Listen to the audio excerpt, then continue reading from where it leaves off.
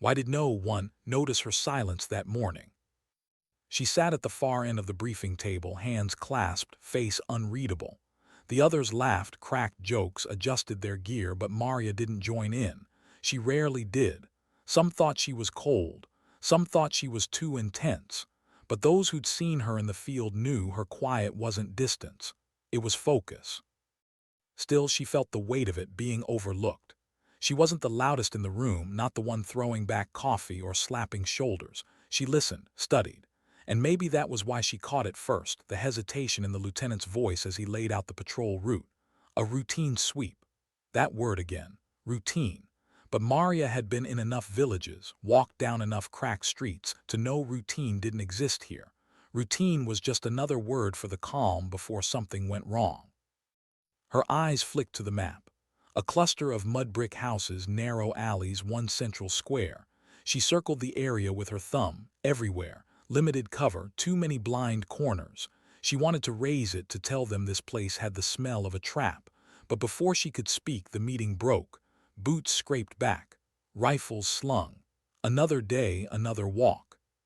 She stood, straightened her uniform, and kept her doubts to herself. That was her flaw, maybe. She carried too much inside.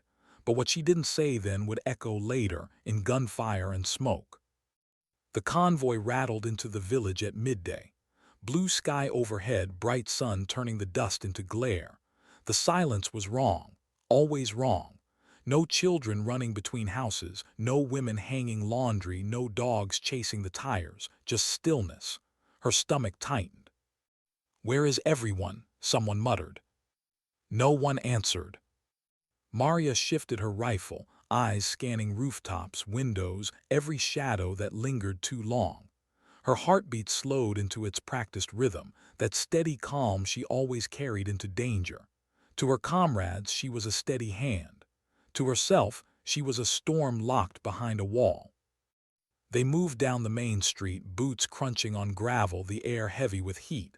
Maria's instincts screamed again. Her grip tightened. She wanted to call halt. She opened her mouth.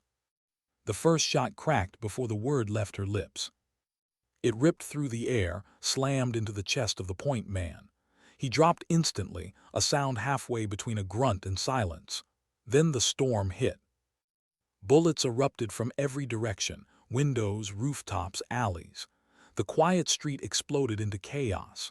Shouts, curses, gunfire hammering walls, dust spraying into the air.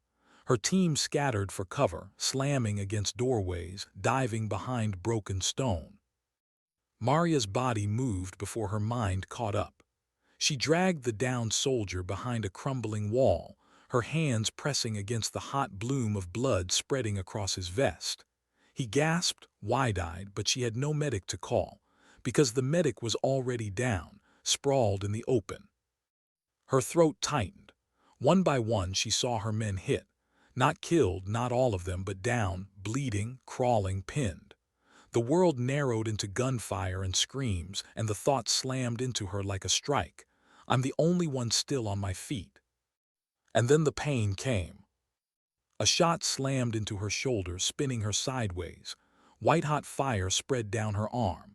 She stumbled, teeth gritted, forcing herself upright. Another round punched into her thigh, dropping her to one knee. She looked down, blood already soaking her uniform. A third tore across her ribs, the shock stealing her breath. Her vision blurred, edges going dark, but she forced herself to stay conscious. 1, 2, 3, 4. By the sixth bullet, she knew she should already be gone. Anyone else would have bled out in the dirt, but something in her refused. She pressed her forehead to the wall for a second, grounding herself. The world roared around her, bullets sparking, debris raining, voices shouting in panic. Her hands trembled. She could almost feel herself slipping into that dark place where surrender whispered. And then she saw him. The soldier at her feet, limp, his blood pooling. Not dead, not yet. His chest still rose in shallow gasps. Behind her she caught glimpses of the others, one dragging himself with one good arm, another lying motionless against the rubble, another pinned under debris. 4 men, 4 lives. Her chest heaved. She wanted to scream, to collapse, to let go of the unbearable weight pressing down on her body. But she didn't. Because if she fell now, they would all die. She clenched her jaw, teeth grinding until she thought they might shatter. Her shoulders screamed, her thigh throbbed, her ribs burned with every breath. But she forced her arms under the first man, hoisting him onto her back. Dead weight, crushing. Every nerve in her body begged her to stop. She staggered out from cover, bullets snapping past her head. She slipped in mud and blood, boots sliding, her vision swimming. Somewhere behind her, someone shouted for her to get down, to wait, to let the medics handle it. But there were no medics. There was only her. Step by step, she carried him. Her lungs clawed for air. The world tilted sideways. The sound of gunfire became a dull roar in her ears, like she was underwater. But she pressed forward, every stride fueled by something deeper than strength. When she crossed into the safe zone, her knees buckled. She lowered him gently, the ground stained beneath them. Hands reached for her, tried to hold her, treat her wounds. But she shoved them away, eyes blazing. "They're still out there," she rasped, voice broken but fierce. No one could stop her. She turned back, limping, her body screaming. The firefight still raged, bullets still slicing the air, but Maria went back into it, bleeding, broken, but unyielding. What kept her moving? Was it duty? Was it love for the men beside her? Or was it something buried deeper, an unspoken need to prove, not to them but to herself, that her silence wasn't emptiness? That when the moment came, she was more than the woman overlooked at the briefing table. She didn't have the answer yet. All she knew was this: if they were alive, she would carry them. One by one, she would bring them home. And as she disappeared again into the smoke and fire, no one who watched her that day ever forgot the sight. How much blood can a body lose before the mind gives up? Maria didn't know. She only knew she wasn't at that point yet. The first man lay behind her in the safe zone, alive, barely. She should have stayed with him, let someone else take over. But there was no one else. The medic was down, the others pinned, and the firefight still clawed at the air, gunfire rattling against stone, grenades thundering close enough to shake the ground under her boots. Her vision swam, her wounds screaming louder than the battlefield itself. She pressed her hand against her ribs, felt the slick warmth seeping through her fingers. She wanted to sink to her knees, close her eyes, let the darkness pull her under. But when she turned her head, she saw him, the second soldier. He was trying to crawl. His left arm hung useless, twisted at a wrong angle. He dragged himself inch by inch with his right, leaving a dark trail behind. Every pull was slower. His face pressed into the dirt as though he could no longer lift it. And in that broken crawl, Maria saw something that shattered her more than the bullets tearing through her body. She saw the refusal to quit, even when quitting seemed inevitable. Her own refusal echoed his. Maria pushed off the wall, staggering forward. Every step jarred her thigh wound, sent fire racing up her side. The battlefield blurred around her, gunfire, dust, shards of brick bursting into the air. She kept low, weaving, half-limp, half-run, until she reached him. His eyes flicked up, unfocused, pain hollowing his face. You should." His voice rasped, barely a whisper. Maria knelt, breath ragged. "Save your strength." She pulled his good arm around her neck, shifting his weight against her. The moment she lifted, her shoulder tore with pain, almost sending her collapsing with him. She bit down on the scream that rose in her throat. One arm under his knees, one dragging him up, she stood, wobbling, swaying, but upright. The world spun. For a heartbeat she thought she might fall, but then she took one step, then another. Bullets cracked overhead. Her boots slipped in the dirt. She could feel her body shaking violently now, trembling with every ounce of blood it was losing, but she pressed on. Behind her someone shouted. She didn't know who, didn't hear the words. Her ears rang with the dull roar of blood in her head. All she could think was, "Don't drop him. Don't let him go." Her knees buckled once, dropping her to the ground. The soldier groaned, his head lolling. Maria shoved her palm into the dirt, forcing herself back up. She lifted him again, staggering forward, step after agonizing step, until she broke back into the safe zone. Hands reached for him, pulling him from her back. Maria sagged to the side, catching herself against the wall. She wanted to collapse to let go, but her eyes lifted, and she saw the others still out there. The third man, the fourth. Her throat tightened, her body screamed to stop, but she whispered to herself so low no one heard. Not yet. She turned again, limping back into the kill zone. And in that walk back into fire, her mind betrayed her. For the first time, memories cut into the battlefield. Not flashes of war, flashes of home. She saw her mother's hands, cracked from years of work, holding a rosary that never left her bedside. She heard her father's voice, deep and steady, telling her as a girl, strength isn't how much you can carry. It's how much you refuse to put down. She remembered the night she told them she was joining the army, the silence, the fear in her mother's eyes, the pride and worry twisted together in her father's. She remembered her brother shaking his head, calling her reckless, saying she didn't belong in combat. "You're different," he'd said. "You feel too much. That'll get you killed." Maybe he'd been right. She did feel too much. She felt the pain in every man lying out there, the terror that they'd never see home again. And maybe it was killing her, bullet by bullet. But if her heart broke for them, then she'd use the pieces to carry them anyway. The third soldier was deeper in the kill zone. She had to crawl now, her strength fading, her legs threatening to give out. Shards of glass dug into her palms, slicing skin already bloodied. Every movement opened her wounds again, leaving a trail of red behind her. She reached him at last. He was barely conscious, his eyes half closed. A smear of blood streaked across his face and his chest rose unevenly, shallow. Maria shook him gently. "You with me?" she asked, voice breaking. His lips moved, no words forming, but his hand twitched, brushing hers. That was enough. She tried to lift him, but her arms trembled so badly she nearly dropped him. She gritted her teeth, forced every muscle to obey. She heaved him onto her back, her breath ragged, her vision swimming. For a moment, everything went black. Her knees hit the ground, her face pressed into the dirt. She felt herself slipping away, consciousness peeling from her, the weight on her back crushing her deeper. But then she heard something faint, not the battle, not the shouts, something else. Her mother's voice. A memory. "Maria, if you fall, you rise. If you can't rise, you crawl, but you never, never stop." Her fists clenched in the dirt, her lungs dragged in air like fire. She forced her body up, teeth grinding until her jaw ached. Her legs wobbled, but they held. The man on her back stirred, groaning. She shifted his weight one step forward, another. The ground tilted, blurred. Explosions shook the earth. Every few steps she stumbled, nearly went down, but she kept walking.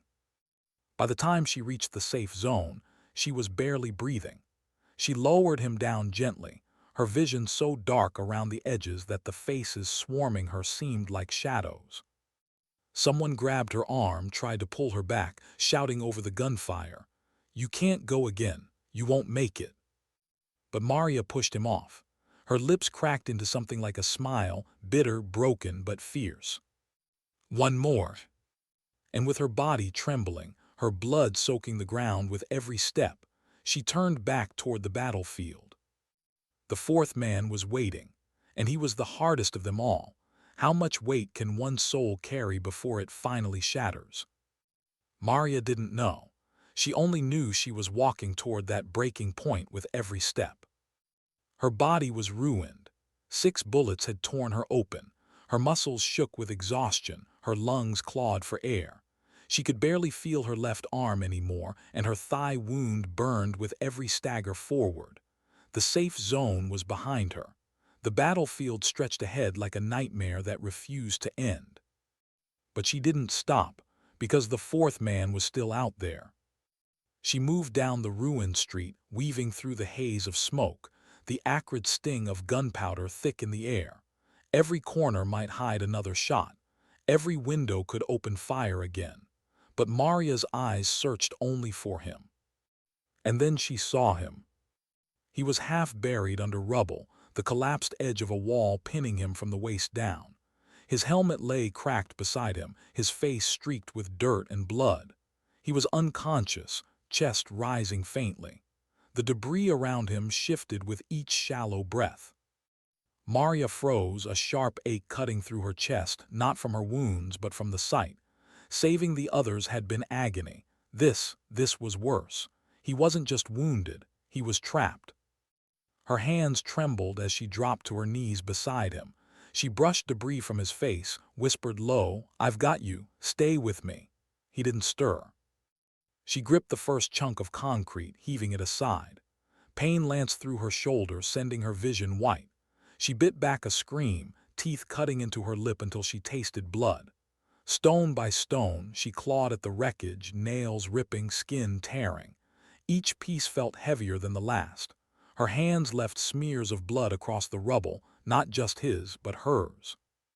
The battle roared around her. Gunfire cracked, explosions shook the ground, but it all blurred, faded. In her world there was only this man, this wall, this weight she had to move. She pulled until her fingers split, until her arms gave out, until her chest burned with the effort.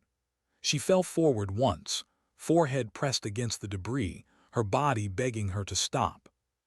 For a moment she thought about it. She thought about letting go, about surrender. She'd already saved 3 lives. Wasn't that enough? But then another thought came, quiet but relentless. If she stopped now, his story ended here. Her father's voice came back to her, a memory so vivid it felt like he was kneeling beside her. "Maria, strength isn't in the medals or the ranks. It's in the moment you decide someone else matters more than your pain." Her chest shook with a sob she didn't have time to release. She shoved her hands under the edge of the stone and pulled. Her body screamed. Her wounds tore wider. She felt warm blood pouring faster down her side. But slowly, agonizingly, the rubble shifted. She freed one leg, then the other. She dragged him out by his vest, collapsing beside him, chest heaving, lungs tearing for air. Her vision darkened. The dirt beneath her face felt cool, almost inviting, but she forced her head up. "Not yet." She slipped her arms under him, lifted. Her knees almost buckled instantly. The weight of him crushed her already broken frame. For a second she swayed dangerously, her boots sliding in blood, but then she steadied. One step forward, then another. She stumbled through the haze, every stride a battle against collapse. The ground tilted, blurred. Her breath rattled, wet with blood in her lungs. She whispered through cracked lips, "Just a little farther, hold on," though he couldn't hear her. Halfway back she fell. Her knees hit the ground, her body crashing forward with him across her shoulders. Her arms wouldn't lift. Her body screamed in protest, telling her this was the end. And for a heartbeat she believed it. She lay in the dirt, feeling the weight of him pressing her down, the roar of battle dimming into silence. Her eyelids drooped. Her mind floated, drifting somewhere far from the war. But then faint, impossibly faint, she thought she heard voices, not on the battlefield, in her head. Her brother's voice, mocking and doubtful. "You'll break. You're not built for this. You're not like us." Her mother's voice pleading, "Don't go, don't leave us. This life will eat you alive." And beneath them both her own voice, quiet, steady, refusing, "I will not fall here." Her fists clenched. She dragged in a ragged breath, pushed one knee under her. Her arms screamed, her ribs burned, but she rose again, inch by inch, until she was standing. The safe zone was only 30 yards away. 30 yards, but it might as well have been 1,000. She took one step, then another.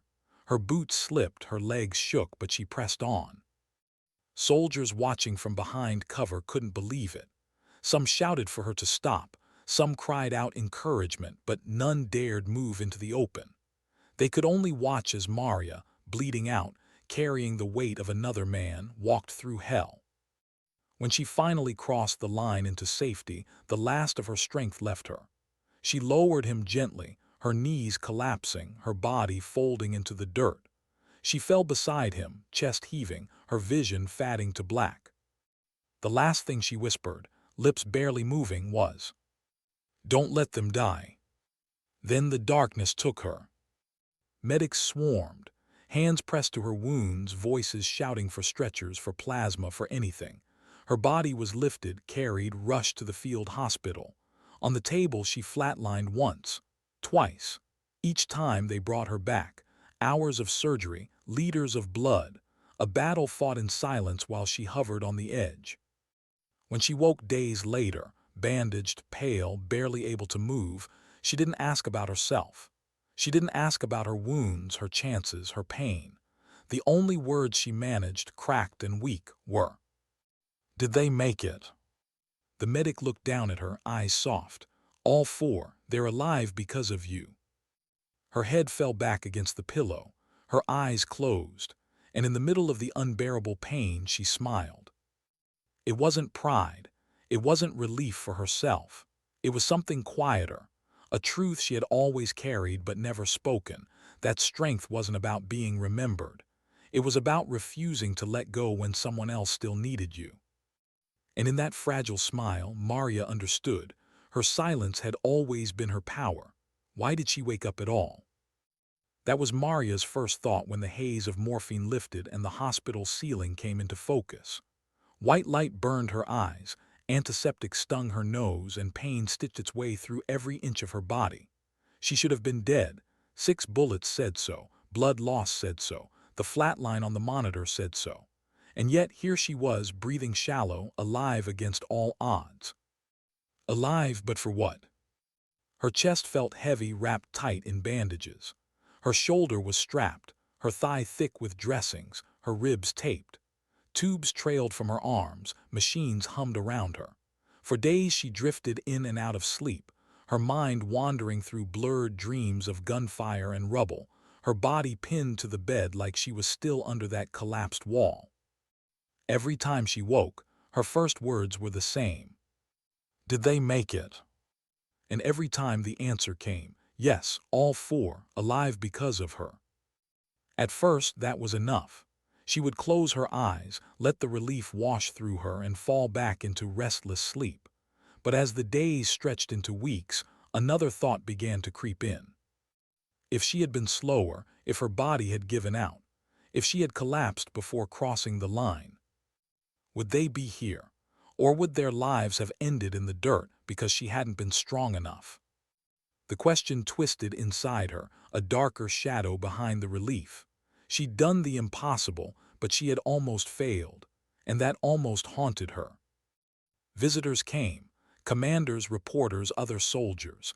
They called her a hero, a legend, a miracle. She hated it. She turned her face to the wall, let their words pass over her like smoke. Hero, legend, miracle. Those weren't her. She hadn't wanted glory, hadn't wanted medals. She hadn't even wanted to be noticed at the briefing table that morning. She had only wanted one thing, for her men to live. But when the noise faded, when the room went quiet again, she was left alone with the silence she knew too well. The silence of doubt, the silence of pain. Some nights she heard the battlefield in her dreams, the gunfire, the shouting, the weight of bodies on her back. She would jolt awake, heart hammering, sweat slick on her skin despite the cool of the hospital air. The nurses told her it was normal. Trauma, they said, flashbacks. It would fade with time. But Maria wasn't sure. Because it wasn't just the sound of the battle she remembered. It was the voice in her head, whispering that she had carried 4 lives on her shoulders, and that someday, maybe, she wouldn't be strong enough to do it again. Weeks passed. Her body healed slowly, scar by scar. Stitches came out. Bandages changed to braces. Physical therapy began, brutal and relentless. The first time she tried to walk across the ward, her leg nearly gave out beneath her, and she had to cling to the bars, teeth gritted against tears. She hated the weakness, hated the way her muscles trembled, the way her breath ran out after only a few steps. She had carried men through fire. How could she now struggle with the simple act of standing? Her therapist told her healing was progress, That strength came back slowly. But Maria didn't want slow. She wanted whole. She wanted to feel like the soldier she had been before that street turned into hell. One day, as she sat on the edge of the bed, her crutch leaning against the wall, a knock sounded on the door. She turned, expecting another officer, another stranger with medals and words she didn't care about. But it was them. The four men. Alive, walking, yes, but breathing. They filled the doorway awkwardly, uncertain as though afraid of intruding. One by one they stepped inside. The first man, the one she had carried through the storm of bullets, had his arm in a sling. He looked at her with eyes that had once been glazed in shock but now shone with something else, gratitude that words couldn't hold. The second, his arm still bandaged, stood tall, his face lined but steady. The third leaned on a cane, each step measured but firm. The fourth, the one trapped under rubble, bore the heaviest scars, but he was alive, against every odds alive. Maria's throat closed. She wanted to speak, to say something, but no words came. Her eyes stung, and for the first time since the battle she let them. They didn't thank her, not with speeches, not with tears. They didn't need to. Their presence was thanks enough. Their lives were her answer. They stayed for hours, talking, laughing, telling stories that had nothing to do with the battle. They spoke of home, of families, of stupid things they'd done before the war. Maria listened more than she spoke, her chest aching with something she couldn't name. Pride, relief, or maybe it was just the simple, overwhelming fact that they were here, alive. When they left, one of them paused at the door, looking back at her. His voice was quiet, steady. "We stand because you didn't fall." Maria turned her face away, blinking hard. She didn't want them to see her break. Months later, when she finally returned to her unit, limping but alive, the reaction was nothing she expected. The base was quiet when she walked in, her duffel slung across her shoulder. She thought she would slip back into the routine, unnoticed, the way she always had been before. But as she stepped into the barracks, voices hushed. And then, without orders, without prompting, every soldier stood. Not because of rank, not because of rules, but because she had carried something greater than herself. Maria froze in the doorway, stunned. Her chest tightened, her throat burned. She wanted to tell them not to sit back down, that she wasn't different, wasn't anything more than another soldier. But the silence in the room told her otherwise. They weren't standing for her. They were standing for what she had shown them, for the truth that sometimes strength isn't loud. Sometimes it's quiet, silent, unseen until the moment it's needed most. And in that silence, Maria realized something she had never understood before. She didn't need to speak to be heard. Why did the word hero feel so heavy? Maria heard it everywhere now, on the lips of commanders, reporters, strangers who had never heard gunfire. Hero, legend, miracle. The words were meant to honor her, but they pressed against her chest like a weight she couldn't shrug off. Because when she closed her eyes at night, she didn't see a hero. She saw the dirt, the blood, the weight of men slipping into unconsciousness on her back. She heard their ragged breaths, her own body breaking under each step. She didn't feel like a miracle. She felt like a survivor who had nearly failed. Back on base, the world had moved on. Patrols continued. Missions came and went. The war didn't pause to give her space to heal. She walked among her unit, and limping, her body no longer what it once had been. Every step carried reminders of what she had left behind in that street. Blood, strength, pieces of herself she couldn't reclaim. And yet she felt eyes on her everywhere. Some looked at her with awe, some with gratitude, some with quiet distance, as though she was no longer one of them but something other, set apart by what she had endured. Maria hated that most of all. She didn't want to be a part. She didn't want a pedestal. She just wanted to be a soldier again, standing shoulder to shoulder, not above, not below. But silence followed her now in ways it hadn't before. In the mess hall, conversations dipped when she entered. In the yard, younger recruits straightened when she passed, uncertain how to meet her gaze. Even her closest comrades hesitated before speaking to her, as if afraid of saying the wrong thing. Maria carried the silence with her. At night in her bunk, she stared at the ceiling, listening to the hum of distant generators, the shuffle of boots on gravel. Sleep came fitfully. When it did, it dragged her back into the battlefield. She woke gasping, hands clenched, the phantom weight of bodies still pressing on her shoulders. She told no one, not because she didn't trust them, but because she didn't want to be treated like she was broken. She wasn't broken, she was. And scars, she told herself, were proof you had endured, proof you had walked through fire and hadn't disappeared in the smoke. But deep down, she knew scars also whispered something else. You survived, yes, but at a cost. Training came harder now. Her body resisted, stiff and reluctant. The leg wound pulled with every run, her shoulder ached with every lift. She pushed through anyway, sweat soaking her uniform, teeth gritted against the pain. She wouldn't let her men see her falter. One afternoon, as she dragged herself through drills, one of the younger soldiers approached her. His voice was hesitant, unsure. "Sergeant, can I ask you something?" She glanced at him, wiping sweat from her brow. "Go ahead." His words came halting, awkward. "Back there. When you carried them, how did you not stop? How did you keep going?" Maria looked at him for a long moment. She wanted to give him an answer that sounded strong, clear, worthy of the legend they whispered about her. But all she could say was the truth. "I didn't think about stopping. I thought about them." The soldier nodded slowly, as if the simplicity was harder to grasp than something grander. He thanked her quietly and walked away. Maria stood there a moment longer, the echo of her own words ringing in her chest. She hadn't carried them because she was fearless. She hadn't carried them because she was unbreakable. She had carried them because she couldn't bear the thought of their lives ending in that dirt. It wasn't glory. It was love. That night, as she sat alone outside the barracks, the desert air cool against her skin, she thought about the line between courage and despair. People called her courageous, but they didn't understand. Courage hadn't been the absence of fear. It had been the decision to move forward despite it. Still, the whispers of doubt lingered. What if next time she wasn't enough? What if the weight broke her? The war didn't answer.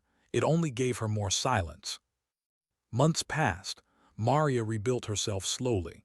Scars turned to stiff lines across her skin. Her body hardened again, never the same but functional, strong in a new way. She walked without the crutch.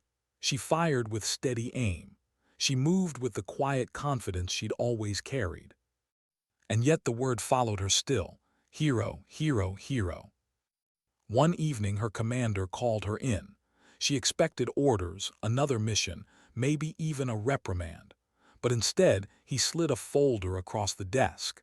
Inside was a recommendation for the highest honors. Maria stared at the paper, her stomach twisting. She could see her name printed in bold, words describing her actions, phrases like selfless bravery and extraordinary valor. She closed the folder without finishing. "Sir," she said quietly, "I didn't do it for medals." Her commander leaned back, studying her. "I know, but others need to see what you did. They need to know it's possible." Maria left without answering. She walked back through the base in silence, the folder tucked under her arm like a burden heavier than the men she had carried. That night, she didn't sleep. She stared at the ceiling, asking herself the same question over and over. Was survival really something to be honored, or was it simply what any soldier should do for another? When the ceremony came weeks later, she stood stiffly in uniform, the weight of medals pinned to her chest. Cameras flashed, applause echoed, speeches filled the air. She barely heard them.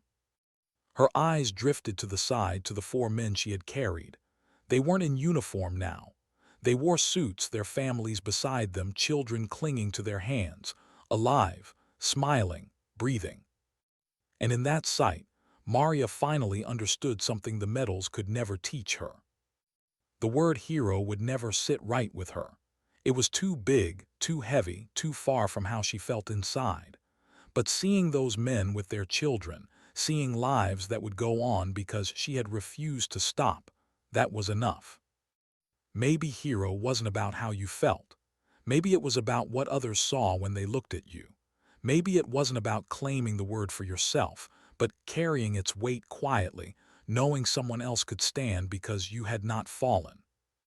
Maria lowered her eyes to the metals, her lips pressed in a faint, almost invisible smile. Not of pride, not of vanity, but of peace. Sometimes dignity doesn't need to be spoken. Sometimes it only walks and silent into the fire and back again. Why did her hands still tremble before every mission? Maria never let anyone see it. She steadied her grip on the rifle, controlled her breathing, masked the faint quiver that ran through her fingers.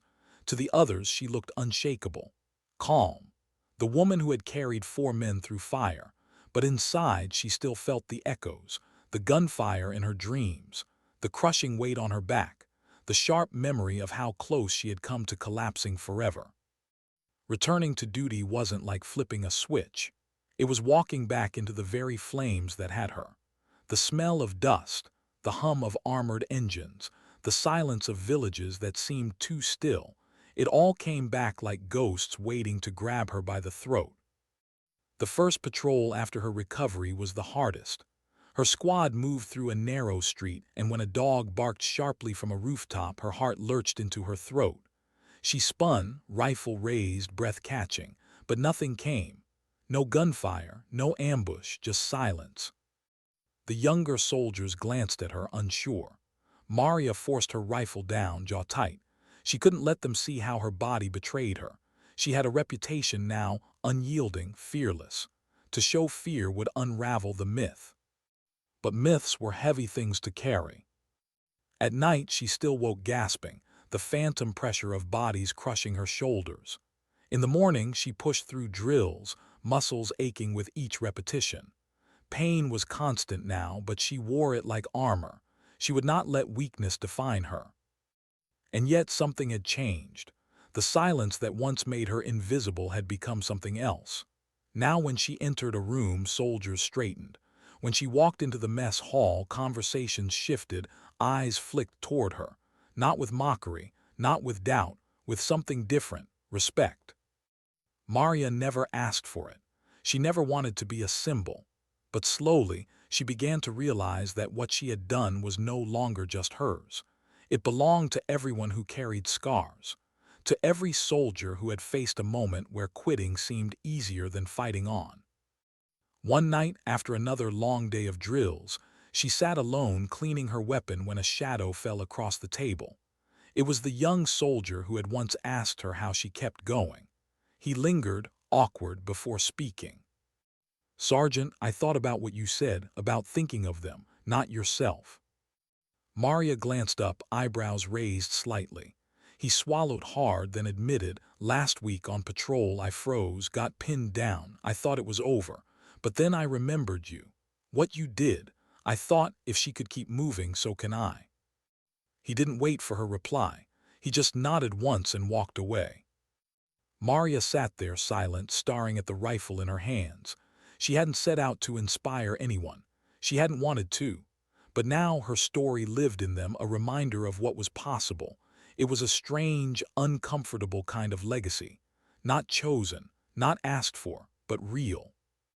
And it grew. In the field, she noticed small changes. A soldier who pushed harder through exhaustion. Another who stayed steady under fire instead of breaking. Whispers circulated, "Remember what did." Maria carried the whispers like she carried her scars, quietly, without comment. She didn't want to be their beacon. She only wanted to be their equal. But sometimes, silence speaks louder than words. Her return to combat tested her again. Missions blurred together, dusty roads, tense patrols, sudden gunfire erupting from shadows. Every time the old fear rose. Every time she buried it beneath steady breathing and sharp focus. And then one night, the fear came back in full force. They were moving through another village, too quiet, too still. The same kind of silence that had nearly killed her before. Maria felt her chest tighten, instinct screaming. When the first burst of gunfire cracked, It was like stepping back into the past. The world exploded. Bullets shattered windows, sparks lit the night. Soldiers dove for cover. A grenade thudded, sending dust and debris into the air. Maria hit the ground, chest pounding, ears ringing. Her breath caught. For a moment she wasn't here. She was there, the street, the rubble, the weight on her back. Her hands trembled, her lungs refused to pull in air. Panic clawed at her throat. But then through the haze she saw him. One of the younger soldiers, frozen in the open, terror in his eyes. He was pinned, body pressed against the wall, unable to move. The rest of the squad shouted, but he didn't hear. He was breaking. Maria forced her body to move. She shoved aside the memory, shoved aside the weight of fear, and crawled forward. She grabbed him by the vest, yanking him down behind cover. His breath came in sharp sobs, his eyes wide. She shook him once firm. "Breathe, look at me, you're not alone." Her voice was low, steady, cutting through the chaos. The soldier blinked, his breathing slowing, his hands tightening on his rifle again. Maria leaned back against the wall, her own chest heaving. The memories still clawed at her. But she had learned something in that moment. The same thing she had learned carrying those men through fire. Courage wasn't about not breaking. It was about breaking and still moving anyway. When the firefight ended, when the village fell silent again, Maria sat in the dirt, sweat dripping down her face. The younger soldier sat beside her, shaking but alive. He didn't say thank you. He didn't need to. His survival was enough. Later that night, Maria lay awake, staring at the stars above the desert. The weight of everything pressed on her.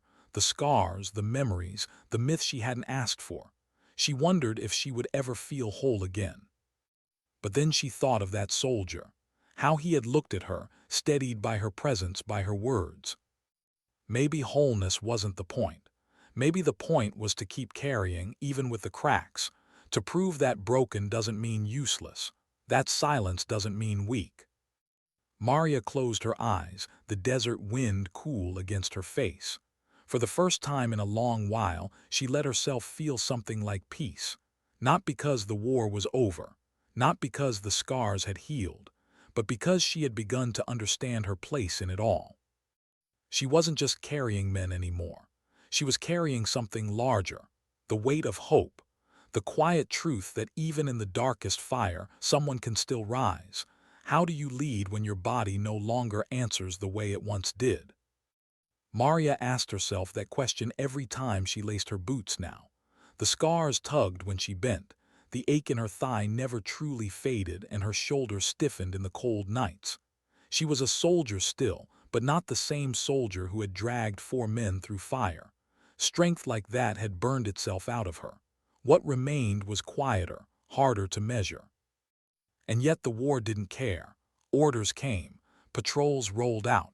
The mission never slowed for anyone, not even legends. The operation was supposed to be routine again. That word still made her uneasy. A convoy escort moving supplies along a jagged road carved through hills. The sun beat down, the horizon blurred in heat waves. Maria sat in the lead vehicle, rifle across her lap, eyes scanning the. She felt the tension in the air before anything happened. A silence too sharp, a stillness that carried weight. She tapped the driver's arm, motioning to slow. Her instincts screamed. The ambush hit seconds later. Explosions tore into the dirt ahead, ripping open the road. Bullets hammered down from the ridges, sparks flying off armor. The convoy erupted in chaos, shouts, brakes screeching, soldiers scrambling from vehicles. Maria ducked behind the wheel well, her heart pounding. The sound of gunfire dragged her back, another ambush, another kill zone. Her chest clenched, memories pressing in. She forced them down. Not here. Not now. She scanned the line. One vehicle was disabled, smoke pouring from the hood. A group of soldiers was pinned behind it, unable to move under the hail of fire from above. Another soldier lay wounded in the open, screaming, clutching his leg. Maria started forward, instinct driving her, but her leg buckled on the first step. Pain tore through her thigh, sharp and merciless. She staggered, teeth bared. Her body reminded her of what it had lost. She could not run like before. She could not carry like before. For a moment, despair clawed at her. What good was she now if she couldn't be what she once was? But then she saw their faces. Young soldiers, eyes wide with panic, pinned down, waiting for someone to steady them. Maria drew in a breath. Her body might not carry them anymore, but her voice could, her presence could. She pressed herself against the vehicle, shouting across the chaos. "On me, suppress that ridge. Don't freeze, keep their heads down." Her tone cut through the panic, firm and unwavering. Soldiers snapped to her voice, rifles barking back at the hills. The storm of fire shifted, slowed under the barrage. Maria pointed to two others, jerking her chin toward the wounded man. "Move now, I'll cover." She leaned out, squeezing off precise shots. Each crack steadied her, forced her breath into rhythm. The others dashed into the open, grabbing the injured soldier, dragging him back under cover. Another explosion shook the road, dirt raining down. Maria stayed low, scanning, calculating. Her body screamed to stop, but her mind sharpened, honed by years of instinct and memory.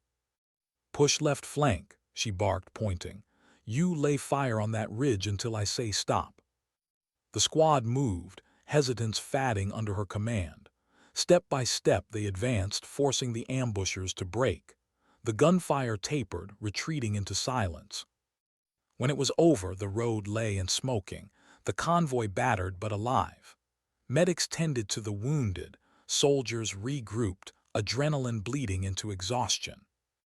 Maria sat on the edge of the vehicle, chest heaving, sweat streaking her dirt-smeared face. Her leg throbbed, her shoulder ached, but she didn't care. Because for the first time she realized something. She didn't need to carry them on her back anymore. She could carry them with her steadiness, with her voice, with the unshakable calm that told them they weren't alone. Later that night, as the squad gathered around a dim lantern, the young soldier she had pulled from panic weeks ago approached her again. His voice was quiet, almost reverent. "Back there I thought we were done, but you," he paused, searching for the word, "you made us believe we could keep fighting." Maria didn't answer. She didn't need to. She only met his eyes, a faint nod passing between them. When the others drifted into uneasy sleep, Maria stayed awake, staring into the desert night. She thought about the weight she once carried, the bodies, the bullets, the unbearable burden that had nearly broken her. And she thought about the weight she carried now, different, invisible, but just as heavy. Leadership wasn't about medals. It wasn't about speeches. It wasn't even about surviving. It was about being the anchor when everyone else drifted, the steady flame in the dark. Maria closed her eyes, the desert wind brushing against her scars. She wasn't the same soldier she had been, but maybe that was the point. The war had taken from her, but it had also given her something back, a different kind of strength. And sometimes, strength wasn't measured in how many lives you carried on your back. Sometimes, it was measured in how many you kept standing on their own. Why do some names fade while others remain? Maria asked herself that question often in the quiet hours. She never sought recognition, never wanted to be remembered. She wanted only to do her job, to bring her people home. Yet somehow, her story traveled further than she ever imagined. Soldiers she had never met spoke her name. Cadets studied her actions in training halls. Families told her story at dinner tables far from the dust and fire where it was born. But Maria never thought of herself as a story. She thought of herself as a woman who had once been afraid, once been broken, but who had chosen to move anyway. The war dragged on. Missions came and went. Maria fought them like she always had, steady, deliberate, her silence anchoring those around her. She carried no men on her back again, but she carried them in other ways, in the calm she brought under fire, in the sharp orders that steadied trembling hands, in the presence that told them, "You will not face this alone." She bore her scars quietly. Some were visible, running like pale rivers across her skin. Others lived inside, surfacing in the still of the night when memories returned like ghosts. She never outran them. She learned to live beside them, to let them remind her not of weakness but of what endurance meant. One evening, after another long patrol, Maria sat outside the barracks. The desert stretched endless before her, stars scattered like sparks across the black sky. The younger soldiers gathered nearby, voices low, trading stories to fill the silence. She caught fragments of their words: laughter, fear, dreams of home, and then her name. One of them said almost casually, "When is here, I don't worry, I know we'll make it back." The others murmured in agreement. The words were not for her to hear, but she did, and they struck her more deeply than any medal, any ceremony, any headline. Because what they revealed was simple, her presence gave them hope. Maria looked down at her hands, and strong, and wondered how such quiet strength could ripple outward without her ever meaning it to. Months later, her deployment ended. She returned home to a world both familiar and foreign. The streets were peaceful, the air smelled of rain instead of smoke, and children played without fear of gunfire in the distance. She walked among them unnoticed, another veteran blending into the rhythm of civilian life. Some recognized her, some thanked her. Most passed by without knowing who she was, and Maria preferred it that way. She didn't want parades. She didn't want speeches. She wanted the silence of normal life, the gift of walking down a street without scanning rooftops for snipers. And yet, even in that silence, her story followed. Letters came from families of soldiers, from strangers across the country, from young women who said they joined the service because of her. She read them quietly, sometimes with tears she didn't expect. She never wrote back with grand words, just a line, sometimes two: "Do it for them, not for yourself." Years passed. The war shifted, then ended. Maria carried her scars into the future like companions. She worked with other veterans, sat beside them in long conversations where silence often meant more than words. She visited hospitals, standing quietly at the bedsides of the wounded. She didn't tell them what to feel.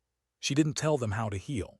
She simply stood, and steady, living proof that survival was possible even when everything said it was. One night long after the war, Maria walked alone by the ocean. Waves rolled against the shore, the air salty and cool. She thought about the men she had carried, about the weight of their lives pressing down on her shoulders that day. She thought about the missions after, about the soldiers she had steadied with nothing but her presence. And she thought about the question that had followed her always: why did I live when I should have fallen? The answer came softer now than it once had, not as guilt, not as doubt, but as something close to peace. She had lived because sometimes the world needed someone not to quit, not for glory, not for fame, just so others could rise. Maria turned her face into the wind, eyes closing. She knew she would never escape the memories fully, but she also knew she didn't need to, because those memories weren't just pain, they were proof. Proof that strength is not the absence of fear or wounds, but the refusal to let them decide the ending. Her story would never belong to her alone. It belonged to the men she carried, to the soldiers she steadied, to every person who heard her name and thought, if she could rise, so can I.